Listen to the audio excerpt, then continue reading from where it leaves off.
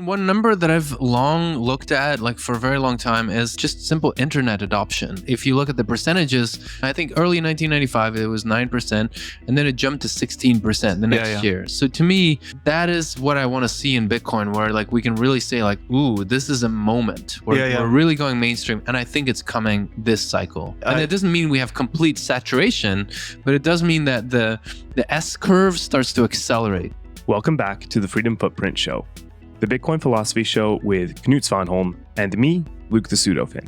In today's episode, we're joined by Tuur Demeester, editor-in-chief at Adamant Research and longtime Bitcoiner. In this in-person interview recorded at Baltic Honeybadger 2023, we explore a wide range of topics. We discuss the connection between Bitcoin and Austrian economics, we explore trends in Bitcoin adoption, and we consider Bitcoin's resiliency. We even cover how we can avoid the biggest long-term threat to Bitcoin. Stay tuned for that. But before we jump in, a quick reminder that the best way to support the show is to send us a boost or stream us some sats using a value-for-value podcasting app such as Fountain. If you're listening to the show as a podcast, check it out on Fountain. You can earn sats from listening and you can support us and all your other favorite shows. You can also support us on Geyser Fund or send sats directly to our Lightning address, freedom@getalby.com. And if you want to exchange your dirty fiat, you can support us on Patreon. All our links are in the description. If you're watching on YouTube, don't forget to like the episode and subscribe to the channel. Even if you're listening as a podcast, head over to our YouTube channel and subscribe to us there. It would be a big help. And finally, we want to thank today's sponsors: Wasabi Wallet, Orange Pill app, The Bitcoin Way, Zelox, and BitcoinBook.shop. We'll be talking a bit more about them later. And now, without further ado, here's Tuur Demeester on Freedom Footprint Show. Welcome to the Freedom Footprint Show. We've been eager to talk to you for a long time. Yeah. Like we've been talking for quite some time. And it's so nice when you can finally meet someone in person. It's so much nicer than to do it over Zoom. Yeah. And give us the TLDR on Tuur Demeester. Who are you, and what is your thing? Sure. Yeah. I grew up in Belgium. I kind of was very undecided about what to do after high school. I tried like a million things. I dropped out of university, traveled. I lived in Norway for a year, all kinds of stuff. Eventually found some Austrian school ideas like early on, like Human Action from Mises and some other books and not just me, like several friends of mine. Did you read Human Action at an early age? That was actually my first exposure to Austrian economics. Yeah, it was Human Action. We were, not that young, like, 20, maybe I was 22, 23 or something. Mm-hmm. But yeah, to me, it was very profound to encounter that stuff because not only was it economic ideas that made sense, but like the first part of Human Action is just, hardcore philosophy. And he basically just wipes the floor with like relativism and a lot of things I had been struggling with, like free will or like, the power of the group or like all these kind of ideas that are almost like subliminally passed on to you through public schooling. Mises was very, not only talking about them, but very decisively debunking a bunch of those things. And it was very emotional, like for me to be exposed to that, and so from then on, I really that became a big part of my life, economics, Austrian school, philosophy. Yeah, the same thing happened to me. Like I couldn't let go of the book, and people think it's a hard read, but I felt I think it flows very well, and there are long sentences, but come on. And it's so quotable, like it's so dense. I love that. There's no fluff. You can just No. It's like 1,800 pages of no fluff. So that's why I wrote the praxeology book, to squeeze those 1,800 pages into 130 instead. Yeah. And I don't know if I succeeded or not, but I felt there was a hole in the market there for because it is intimidating, of course. And Mises, like, he invents new worlds. Like, clearly he has German in his mother tongue. I think he only moved to the US when he was 60 years old. He was friends with Ayn Rand or became friends over there, and they have like a similar story. His life story is fascinating too. Yeah, absolutely. That whole rabbit hole is to me it felt like reading something like Newton or something very fundamental that was just missing from the entire school curricula. Like this is like, holy shit, why haven't we talked about this? This is as important as mathematics, really. Yeah. But and I think it was Rob Breedlove who said in a just a casual conversation that praxeology is to the subjective what mathematics is to the objective. And of course I use that in my book because I think it's so I think that's puts the finger on what it is. Like I think Mises would be very happy with that because his brother was a mathematician, right? And so to have that validation that people see his thoroughness as being so solid that you can actually even compare it with something like mathematics. Yeah, and because like mathematics is a priori too, in a sense. It starts from a set of irrefutable axioms, like 1 + 1 = 2, because we define 2 as 1 + 1. Yep. Sort of. And this a priori versus a posteriori, or logical deductive reasoning versus empiricism. I think that's so fascinating. There's so much there. Like for me, it put the finger on why science, empirical science by itself just isn't enough to understand the world. Like you need to understand incentives to understand anything. Right. And empirical science has a lot of presuppositions that are not talked about, that are actually a priori. Yeah. Right. Yeah. And also that it's never precise, because the map can never be the territory, whilst a priori is precise. And that's why it's limited, but it's also why it's so more rigid, I would say. Right. I think there is only one. It's hard to say if I would have to study it more to decide, like, is it really a gripe for me with Mises? It's just that I personally lean more Aristotelian, which is phenomenology, and you're looking at more things from different angles. Rather than the Kantian framework feels a bit more like, this thing is on the board, and then you kind of just reason within your mathematical proof, so to speak. And I think sometimes you lose aspects of reality. Like, for example, Mises, being so emphatic that economics needs to be wertvrij, like free from value judgments. I think eventually you get stuck. Like it gets too limited if you cannot talk about fraud or theft or, and that's where Rothbard has a bit of a different take. But like, as far as purely aesthetically or just purely as an experience, I prefer Mises over any of the other. It's incredible to read him. Did you read a Hoppe book called Economic Science and the Austrian Method?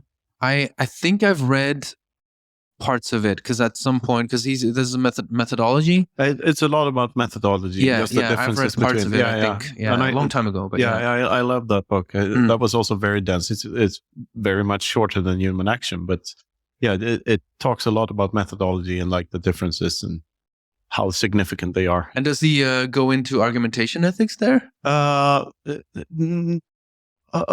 Maybe if I remember it, it touches on it. But his argumentation ethics, I think it's one of the most profound insights of the last century, and it's never talked about. And like, it's very underappreciated. I agree. It's so powerful. Yeah. And I mean, who knows? In the future, we'll see. It would be great to have some debates about how it started and where argumentation ethics started, because I think they were independently kind of discovered, both by Hoppe and then a little bit earlier Frank van Dun, but he wrote in Dutch, and so he had a whole the foundational principle of law, which he basically makes the argument from argumentation. And so they really complement each other nicely. But I agree, it's so, it's so foundational. Although I think, if you're an Aristotelian, it's more like it's one proof, but I think you can find multiple proofs to kind of point at the same framework eventually. And it's tightly connected to philosophy, as you say. Like they're tangent to one another. The way I see it. All right, so if we take the deep hopium stuff about Bitcoin, and that we will hyper-Bitcoinize and it'll take over everything, Does that, in your mind, does that remove violence from the equation almost entirely, so that what we have is left is argumentation and just conversation and, well, peace, world peace? Is that where we're going? Yeah, I'm afraid it's not enough. I really am of the camp that, like, even under a gold standard, you had enormously bloody wars and, you know, and a lot of issues. I think that, you know, there's a great opportunity here. Like, that's what I had in my talk about today. There's this great opportunity because if you think about the principles that allow for peace in society, one of those principles, I think there are four, according to Van Dön, and I follow him. There's four. One of them is the restriction of access. You know, because if you have open access, if any kind of, there's no real property rights, right? If your stuff and mine, it's all fuzzy, and then people live in this perennial uncertainty, anxiety, anything can be confiscated at any time. And the fiat regime is kind of like that, because literally your bank account is just a free-for-all. You know, they can take value from it whenever they want, you know, banks or governments or whoever can add to the money supply. And so Bitcoin and of course the cypherpunk movement as a whole and encryption, all that technology allows you to restrict access, restrict the world from accessing what's yours, your property. And so it's a great engine for peace, you know, and it creates that certainty. So it's a super important and foundational element, but I still think we need more than just that to really go towards a society where, I mean, ideally there is no war, right? I mean, that's a pretty what would that more be, though? Yeah.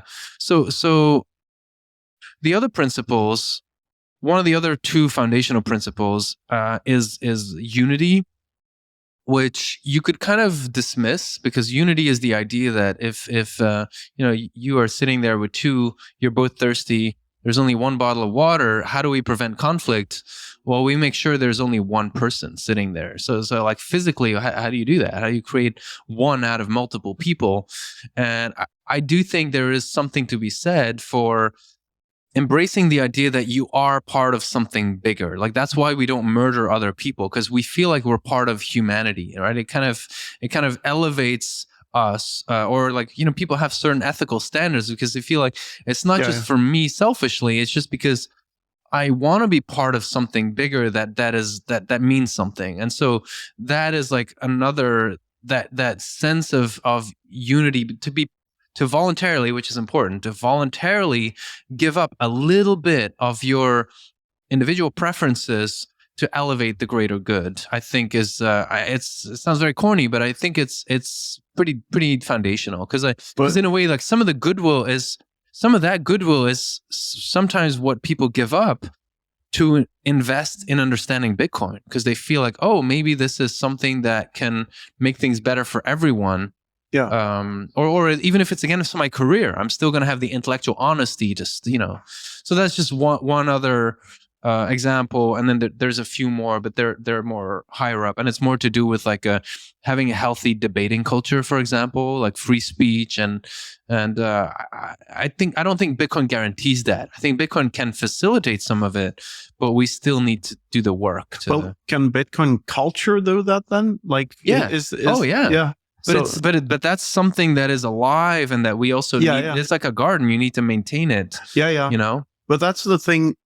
For me, it's hard to make the distinction between the protocol, the money, the culture. Like, it's all part of the same organism in a way. And I see it as like being just different aspects of the same phenomenon, which is just, we found a way to communicate value with one another without third parties. And that's so profound. Like, that means peace. Like, the way I put it in one of the books was like, when you cannot know how much another person owns, which is true for everyone on earth right now, since they might hold a private key in their heads, and you cannot take it by force.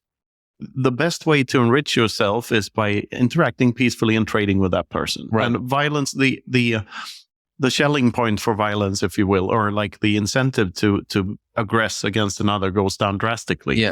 But what I struggle with is like how drastically. Like game theory sort of says that you get half of the Bitcoin if you like torture the guy, but still, I think it's more than that, because the incentives to just be good to one another they get boosted as well. Like that vector is very, very powerful. Yeah, I mean, I hear you. I think it's very significant. Where I would hesitate is just, maybe it depends on how long a time frame we're talking about here. Yeah, but like, for example, when the printing press was invented and gradually books became cheaper, like the price of a book went roughly from a year's labor, which is in the Middle Ages, to the price of a chicken. Like that's how much drastically the information became cheaper in that 1 century. Back then, imagine realizing like, oh my God, information has been locked up for centuries and centuries. All of a sudden, it's liberated. Everyone is going to have access to these incredible ideas. They can make up their own opinion. This is such a force for good. I would agree with that. But at the same time, over many generations, some of the appreciation for how valuable it is to have like a plethora of ideas, how important it is to have freedom of speech. Because I think a lot of the Enlightenment thinkers were really trying to come up with theoretical foundations for why freedom of speech is important, because it was a fact. It was happening. People were interacting more freely than before. And so they needed new theories to try and justify that. And so, I think still the theory, and I think you could kind of debate on how successful the Enlightenment was in really elevating humanity and not throwing the baby away with because there was some good things in the Middle Ages. So that's, I think, that's kind of our job, is to start working on trying to really treasure what's great about Bitcoin, help people understand what's great about Bitcoin so that the ethos of Bitcoin can really spread and people don't get confused in a couple generations. There's a section in a Rothbard book called The Ethics of Liberty about freedom of speech, which changed my mind on it, because like he points out that everyone forgets to ask, like there's a word missing. Are you pro freedom of speech? Well, the question should be freedom of the counter question should be freedom of speech where? And you realize that it's only in publicly owned spaces that freedom of speech is important, because he argues that freedom of speech is only necessary because property rights have been violated at some point. Because if I own my house, I get to dictate the rules in my house from natural law and ethics, Austrian ethics, if you will.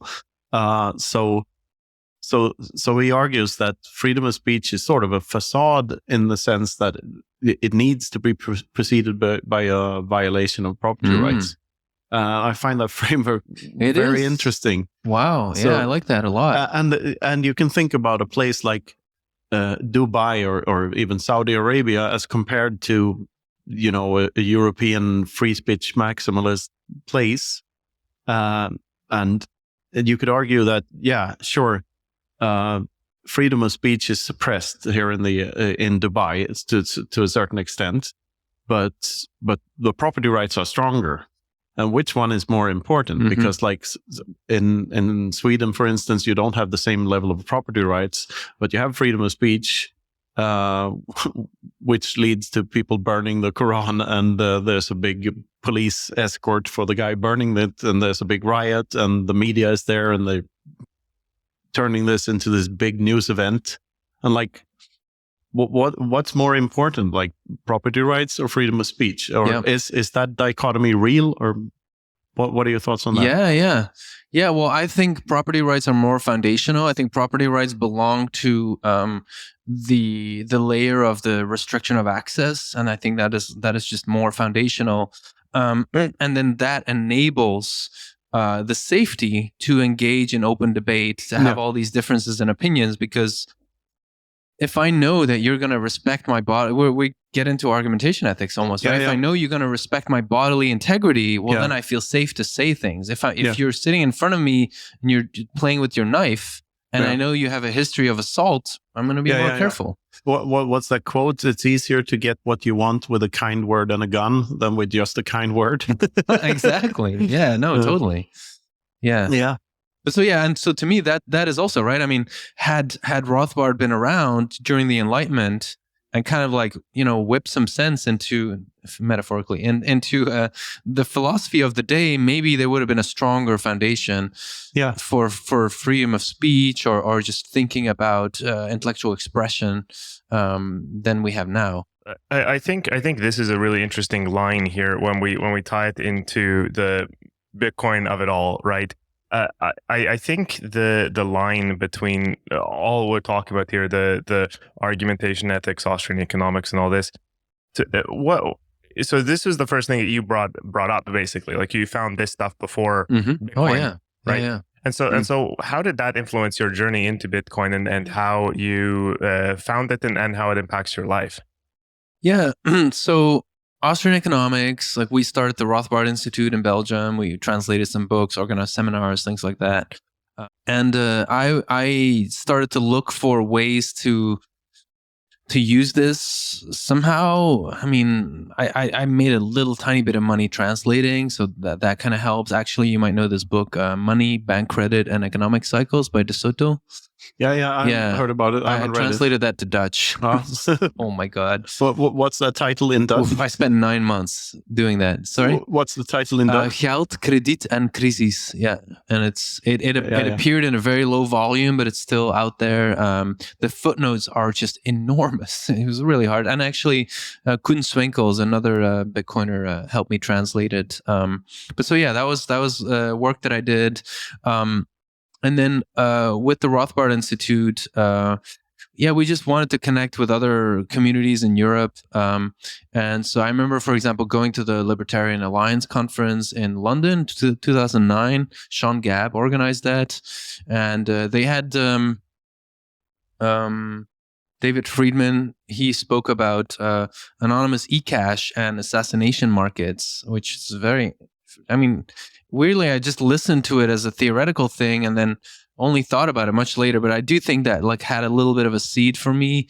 And then also I needed to start some kind of a career because I was involved with little private schools. And I was like, man, if I ever want to send my kids to a school like this, I need to find a way to make money. Like I need to be able to pay for tuition and things like that. So I was like, all right, how do I make a career? And I started writing about the markets because the things started rumbling by 2006, 2007 in the U.S. markets. Mm-hmm. And so I started writing about the crisis, the economic crisis. And eventually in 2010, a publisher found me and he's like, hey, you want to make your job out of this? So I was doing it for free. And he basically offered me an opportunity to become an author of an investment newsletter. So that's what I started doing. That became my career. And so then, because I was, I had some history background of banking and finance and this Austrian stuff. And so I was really thinking about how to find investments that will keep you safe during a banking crisis or during a very high inflation, because I was worried about the euro or, scenarios like that. So I traveled to Latin America to learn more about how people survive inflation in general. And so then, in Argentina, I learned about Bitcoin. Friends of mine were mining Bitcoin in their basement, literally, in 2011. And I'm trying to think. There was some other touch points with Bitcoin early on. I guess, I was just looking for that gold. I was into the gold world and investigating mining companies. And so it made sense. I had been, downloading, self-help books with BitTorrent and movies and stuff like that. And so the idea of a BitTorrent for money, it kind of made sense, so. And when was this? Start. I first learned about Bitcoin in I think April 2011 or something. Yeah, pretty early. Yeah, very early actually. And I had the time to just research it. And then by early 2012, I went. I wrote about it for my subscribers, and actually recommended it also as an investment. And then I went to a Bitcoin conference in London in 2012 as well, and then I started making some connections in the Bitcoin world. And you, so it clicked easily for you? Like it clicked fast? Like I was just lucky. I was so lucky that I had, some of the Austrian background, and that also I reached out to Peter Weule, core developer, who was living in Leuven at the time. Like he's a Belgian, and I had like a long Skype call with him, and which I transcribed into an interview for my readers, and then of course my friends in Argentina, like they really were really into Bitcoin. They also knew their Austrian economics, so it just really helped to solidify things. Yeah. So Argentina, like there's a Bitcoin scene there now. Yeah. I don't know how big it is, but it's still kind of small as far as I understand. Yeah. And why do you think that is when it's been around for so long? Like why doesn't it take off in a place like that where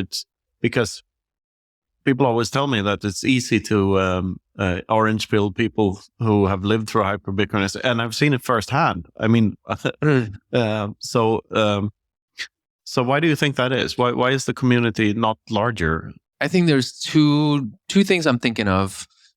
One is just Bitcoin is just incredibly volatile, and so for a lot of Argentinians, you just save in dollars. You save in.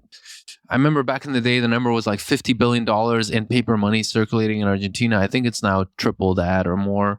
And so, if you want to buy a house, you just a suitcase with dollar bills. Like so in a way, they are on a dollar standard in many practical, sense of the word. And so Bitcoin cycles are so long. It is, if you don't have a lot of savings, really risky to be very exposed to it for more than like a couple months. So I think that's one reason. I think the other reason may be that there could actually be more adoption, but there's not a lot of showing. Like for example, in Belgium, I talked to some people and I'm surprised. Like, man, there's actually quite a lot of adoption. Yeah. But people keep quiet because they don't want to be seen as being rich or, and so I think especially in countries with high inflation, you just don't want to become a target. So I think it could be there is $500 billion worth of value around the world somewhere. And I don't know. So I don't know if it's necessarily lower than in other countries. I do think the level of education and the level of like tech, if a country is very tech savvy, you do tend to see more Bitcoin adoption, I think. Yeah. So how are you enjoying this episode so far? Before we dive back in, first a little bit about our sponsors. First up, Wasabi Wallet, the privacy by default, open source, non-custodial Bitcoin wallet with CoinJoin built in. It's the easy to use, comprehensive, affordable way to make your coins private. And the best part is they've been making huge improvements to the app. They're really focusing on the user experience, adding advanced features for power users. They just keep getting better. You send your coins to your Wasabi wallet and they get combined with loads of other coins using the Wabi-Sabi protocol, so they're private on the other end. Your tracks are covered, so you can work on expanding your freedom footprint without worrying about your privacy. So, check out wasabiwallet.io and download Wasabi today. Next up, Orange Pill app, the Bitcoin social layer app for iOS and Android where you can stack friends who stack sats. You can connect with your favorite Bitcoiners on the app, make local connections, and even connect with Bitcoiners around the world. And a big feature on Orange Pill app is events. You can see what's going on in your area and connect with Bitcoiners around you. I've been to multiple Orange Pill app events and they brought Bitcoiners together from all over. The best part is, it's high signal. There's no spam on Orange Pill app because everyone pays to be there. It's just $3 a month. So download Orange Pill app on Apple or Android and get connected to the Bitcoin social layer. Next up, our new sponsor, the Bitcoin Way. Their mission is to onboard, educate, and remove barriers to taking self-custody of your Bitcoin. They cover everything from cold wallets to nodes, no KYC Bitcoin purchases, inheritance planning, payments, and more. Whether you're new to Bitcoin or you're an experienced Bitcoiner looking to expand your freedom footprint, or you know someone who this sounds perfect for, the Bitcoin Way has something for you. They have a skilled team, well-versed in the Bitcoin space, and their goal is to make all the complexities of Bitcoin as straightforward as possible for everyone.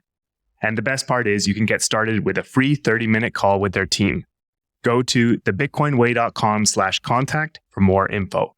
All right, back to it. Don't forget to like, subscribe, and brush your teeth. We recently found out a number talking to Christian Ander, the founder of the BTCX, the oldest Swedish exchange. Yeah. And he's had around 300,000 customers over the years. Is this all Swedish?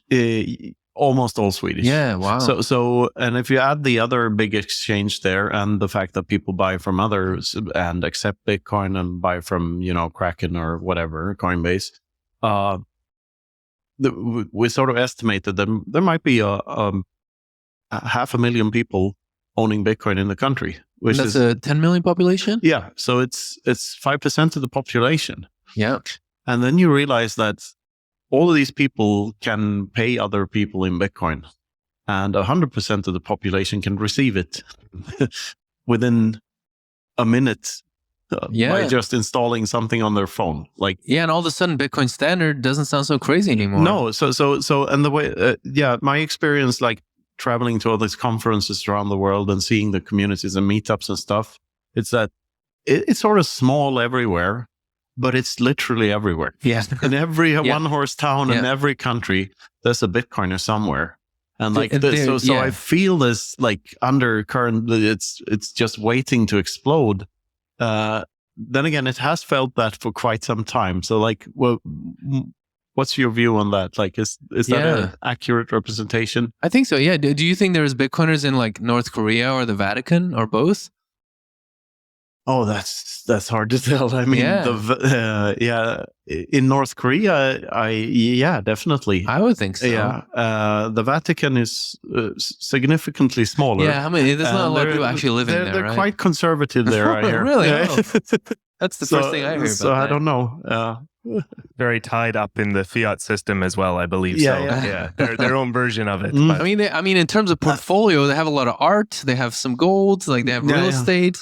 I mean, don't trust, verify. It doesn't sound like a mantra that's compatible with the Vatican. I don't know. The Catholic tradition, the scholastics, Aquinas, they believe through reason you can reason your way. You cannot through reason know everything about God, but you can at least prove that he exists and discover parts of his nature. So there's a it doesn't mean that there's still but I mean there's at least a pathway for reason for sure. So but I forgot your question. I'm sorry. I don't even know if there was a question in there. It was the situation, I guess, on hyperbitcoinization generally, since we're maybe at some kind of inflection point, maybe in terms of the number of people who now have had or used Bitcoin. It doesn't take long maybe we're in a bacon number situation, if that makes sense. The number of people who know a Bitcoiner is almost getting to all the people, right? Mm-hmm. So what do you think about that situation? Yeah, I mean, one number that I've long looked at, for a very long time, is just simple internet adoption, that trend. You also remember 1995 being such an important point in time where all of a sudden it went from how do you do this? What is the internet? To okay, here's a box. You press the button. And we are online. That was the Windows 95 moment. All of a sudden it came together, and if you look at the percentages, adoption went from 9% in 1994, I believe, or maybe it was 1995. No, I think early 1995 it was 9%, and then it jumped to 16% the next year. So to me, that is what I want to see in Bitcoin, where we can really say ooh, this is a moment where we're really going mainstream, and I think it's coming this cycle. I really do believe that. And it doesn't mean we have complete saturation, but it does mean that the S curve starts to accelerate. I remember 95 and 96 vividly, and what I was doing, and seeing the potential of the internet. Guys, have you seen this thing? And so many people not getting it or not seeing that. Yeah. And for me, that was that experience when I discovered Bitcoin. It was I see this now. This is 1995. Yeah. I should be in this. Yeah. I should be doing this. I should be acting on it, because at the time in 95, I decided to not go into. I also felt I knew a secret, but I didn't know. I mean, I was maybe a little bit younger. I think I was 14 or 15 when 1995 happened. Yeah, it would be. Yeah, I think you were a couple of years younger than me. Well, and also I only had my own computer when I was 20 years old or something. Oh. So in a way, I always felt like my friends were far ahead of me because they had that access. Peter Werle told me he started programming at age 10. Yeah. So did I, but I gave it up for a long time. I had a Commodore 64, if that counts. Like I wouldn't really count that, but it certainly gave me a basic understanding of what a computer is, and what it can and cannot do. And one thing it couldn't do was, keep a secret or make something uncopyable. Yeah. So that's the aha moment for me with Bitcoin. Like, holy shit. Yeah. Something that cannot be copied. Like that was my big point of doubt when I first learned about it. I was like, wait a minute, how do you actually create? Like, I was suspicious. How do you actually do this? Yeah. So that's where talking to the engineers was like, okay, like there is actually, they thought about this.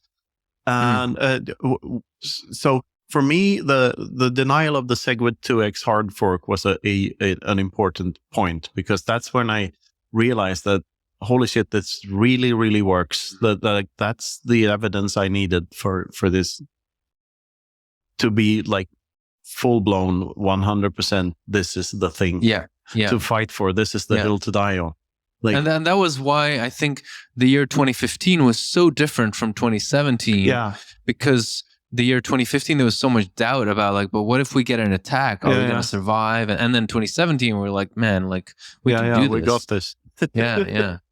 So have you seen something similar in anything else to something similar to the SegWit 2x hard fork denial? Like that kind of proof of resilience in literally anywhere else in the world? Yeah. Well, I haven't seen it in shitcoins, and I don't think you have either. But in any, can you? That's a good question. That's a really good question. I was actually just listening to a podcast about a guy who was a big LSD dealer in the 70s, and he even sold like LSD to Steve Jobs, and like and he was talking about how they would have 50-gallon jars full of LSD pills, like just enormous, just oceans of this stuff was made, and the shelf life was about 5 years. And he remembered they were talking about it and like thinking like 5 years is forever. And so their plan was, they thought, and he said later, I believe I was wrong, that they basically thought that using this chemical, they could make everybody become peaceful, right? That was the hippie idea. And that's why there's this story of they were going to lace Nixon's coffee. Like they were going to like slip some LSD in there. But so he's saying like that was our plan. Like we would just kind of, LSD pill the world. We had so much supply. We could just do this. And then he said, yeah, eventually I discovered that if someone who's in a certain kind of mindset, they just won't change. Like they will have this experience of near death or ego death. And then they'll just kind of still say the same. But so anyway, I'm just thinking out loud, like, is there maybe a parallel to where like, that experience that we had was so important that we think like, oh, now we're good, right? Whereas like in the 70s, like we created all this LSD, like we're winning. Like that's what they thought.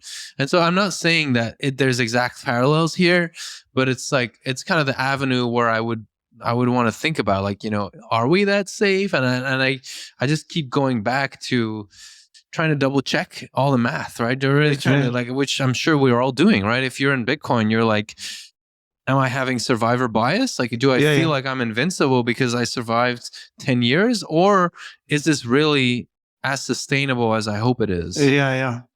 And like that LSD parallel, and especially the ego death parallel, like the way I view that is like since all owning Bitcoin is keeping a secret. So like the first thought I had was, holy shit, if you memorize your seed phrase, you are your Bitcoins. If that seed phrase is nowhere else. But then when you think deeper about that, like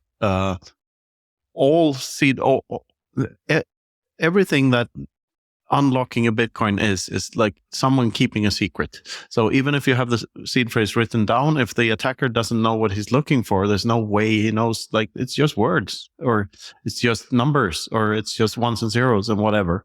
So viewed through that lens, all Bitcoins exist within people's heads, and also all the nodes and all the miners they're not really the machines. They're the people who decide to take the deliberate action of firing them up and running them, because they require a human being to do that.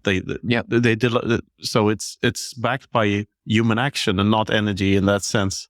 And a computer, a miner, and Luke is laughing because he's heard this a quadrillion times, but a miner, all it does is guess a number and do mathematics. So it's, a computer is just a fancy abacus that helps it's an extension of our minds. So it is us. It's nothing but us. So the entire network is us. And I this is how I see that it connects people on this profound level, like, because we are the same entity now. So that might be the, like, ego death LSD sort of thing, right? Like, do you think there's something like to we're that? all part of something bigger, right? I mean, we are kind of, this is a new way to connect, right? Yeah. It's a way that didn't exist, a more profound way to. I think I like that. I think that's very true. I like that a lot. Yeah. And also, when you take into consideration the lowered time preference, so we, to a larger extent, value quality over quantity and all this, and saving and stuff.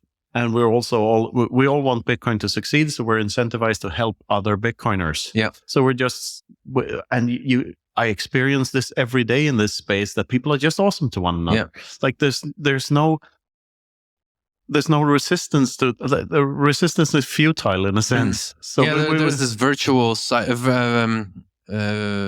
what do you call it? No, virtuous cycle. Yeah, exactly. Yeah, and at the same time, maybe that's where I'm coming from, is that I think that in order to maintain where we're doing good, but in order to maintain things, we need that productive paranoia, I think, where you have some vigilance of, like, hey, things are not guaranteed to go great. No, because then you can get into dogmatism, and you can get into routine, and then you get sloppy. Yeah. And then what if we start?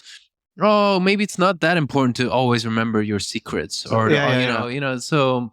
And then people start custodying with a centralized custodian, and so the vigilance, I think, is important. But the way I see it, it's the vigilance that enables the trust between people. So ironically enough, the don't trust, verify attitude of the hardcore core of this thing is enabling people on the outer layers to trust one another more. Yeah, absolutely. And that's so weird, because it's like, it's counterintuitive. Yeah, it is. Yeah, and I think I touched on a very related topic when today in my presentation I talked about this is one of the other kind of foundational principles of order, is that continuum between diversity and consensus. So diversity means you're just, not only do you disagree, but you're entrenched in your disagreement, and you start boycotting the other, or you start attacking them. And then consensus is actually a situation where it doesn't mean you have to agree on the topics, but there's a healthy debating culture.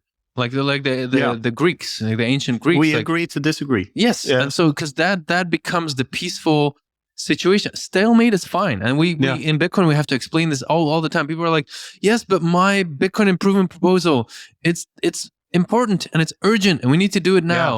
Yeah. And then we say, I don't know, maybe not. Let's just wait. And then they're like, but.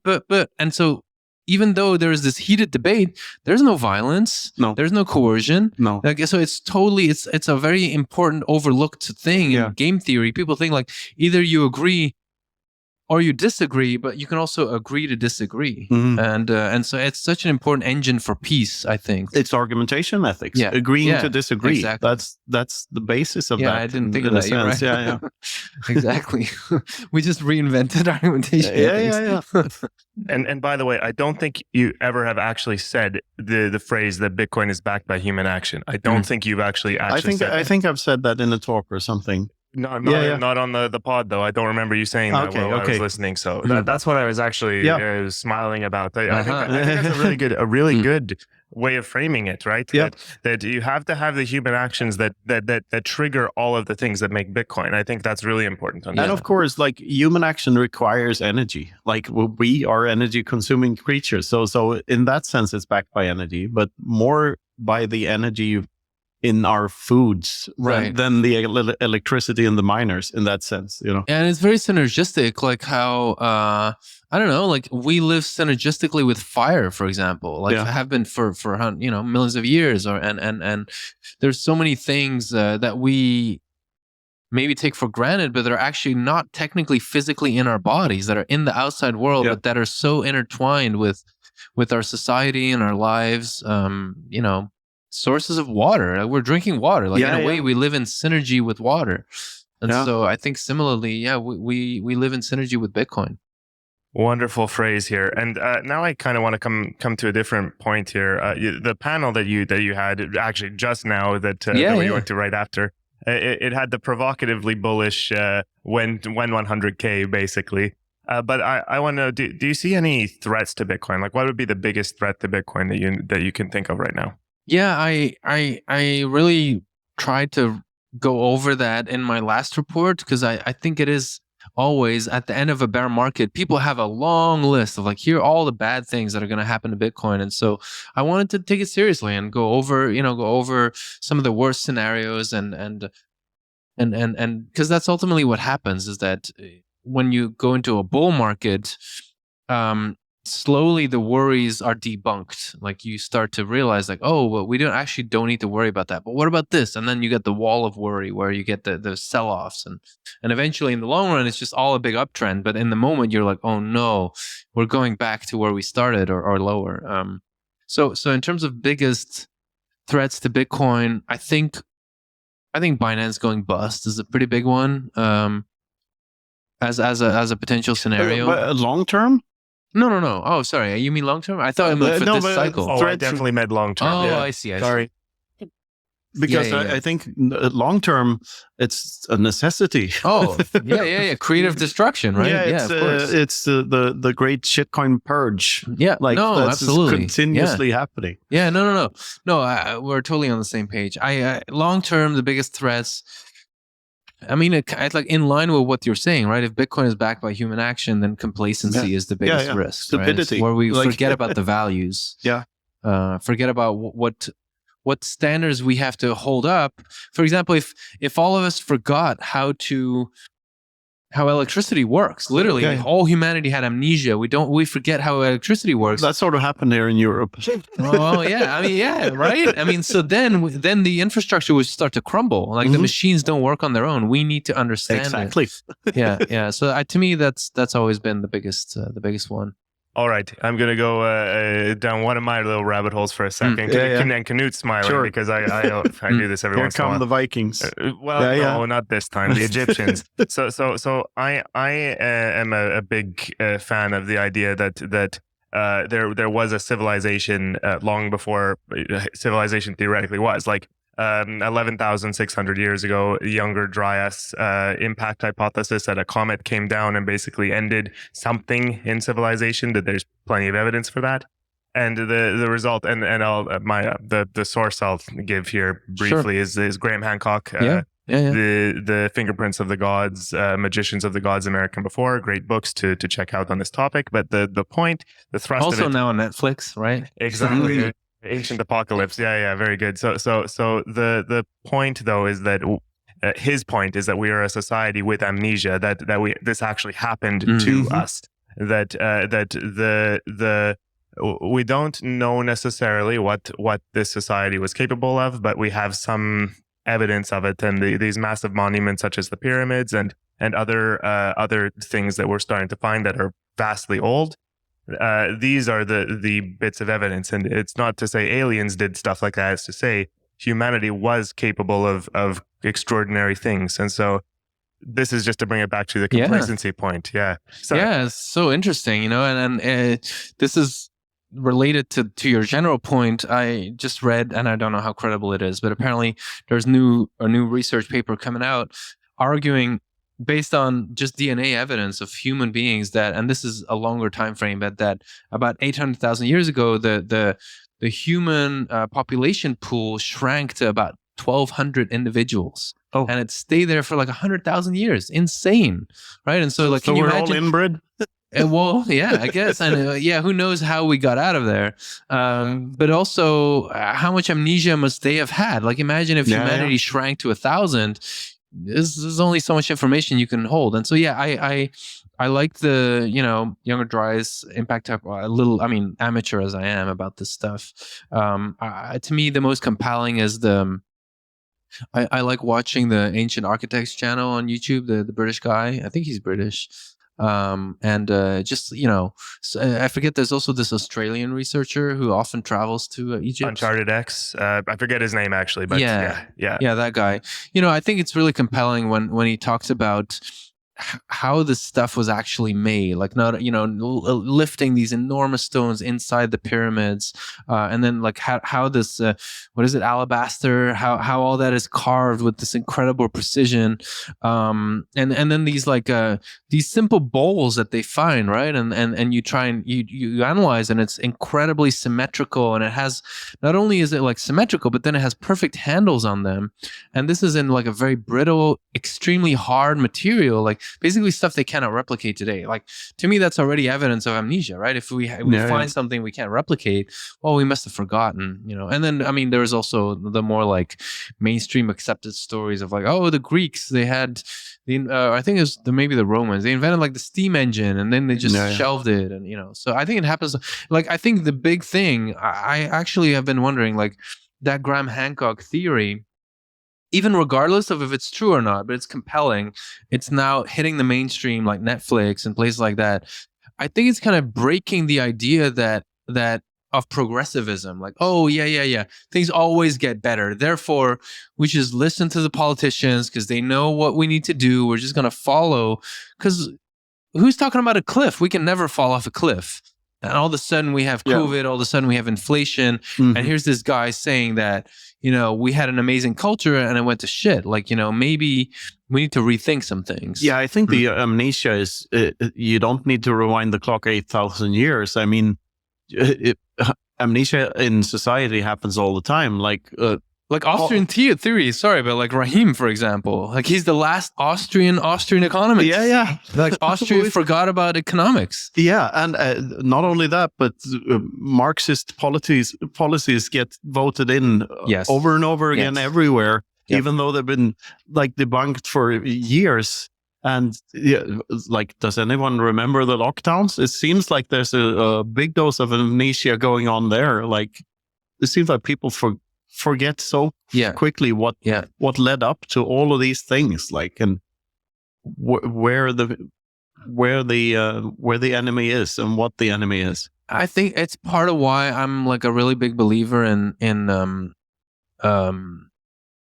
mental health, like education and the pursuit of mental health, because I think a really huge driver for why people forget is they just get overwhelmed. They just cannot control their emotions that come up when they think about what it was like, or what was impacting their life, or how things changed. And oftentimes people go to crazy lengths to avoid feeling ashamed. Why did all the policies that Russia is doing, for example, a lot of it is to protect the national honor and prevent, if you think about the humiliation that happened around the First World War, and like the reparation payments, and like, so it's weirdly like crazy things happen because of simple emotions. Anyway, so that's a different rabbit hole, but but it's very interesting. Like, I think that's about this Belgian psychologist, Matthias Desmet, I think is his name. I'm not familiar. No. He had a big rise to fame during COVID. He talked about mass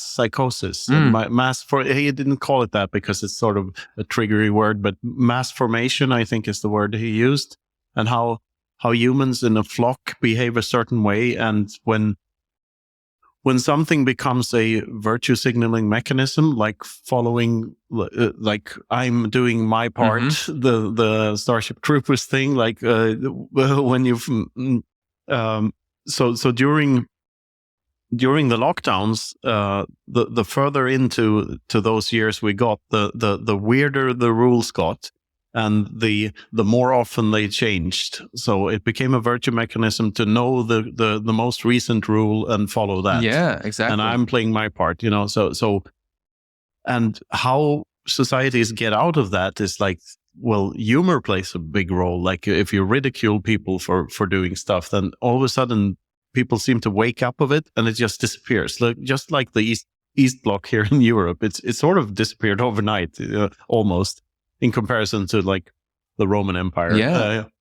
So yeah, I think there's a lot to be learned from like group psychology in that sense. Yeah, I remember my parents telling me that they were like celebrating. I think this is 2020 maybe. I think they were definitely celebrating New Year's Eve, and one of their friends had to go home before midnight because there was a curfew. Like insane, right? They were not allowed to go on the street before midnight, even on New Year's Eve. It's just crazy stuff. Yeah. And like, how does it even make sense to have an outdoor curfew? And it's absurd, right? Total absurdity. Yeah. And I guess I want to learn more about mob mentality. There's a little book that I remember reading. I don't think I read the whole thing, but it was fascinating. Written by Boris Sidis. He was the father of William James Sidis, and William James was like one of the real famous prodigy children back in the same time of William James, the psychologist, actually, because this William James, the prodigy, was named after the friend of his father, the psychologist. So anyway, Boris Sidis grew up in Russia, and he was sent, I believe, either to prison or to the Gulag for 3 years because he had taught some farmers how to read and write. Like that was his crime in Russia. Yeah. And so he then later was a very passionate psychologist, and he wrote about the psychology of the mob because he had witnessed it so often, and just really writing about how dangerous it is. When people get whipped into a frenzy, and then you're right, that virtual signaling, or it's almost like, and you see it in cults as well, where it's almost like, the environment is crazy. That somebody is going to pay. There's going to be a punishment. Somebody's going to be made the example.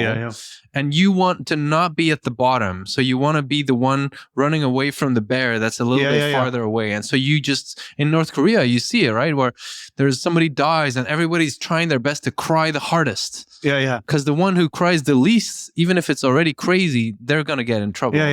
So insanity.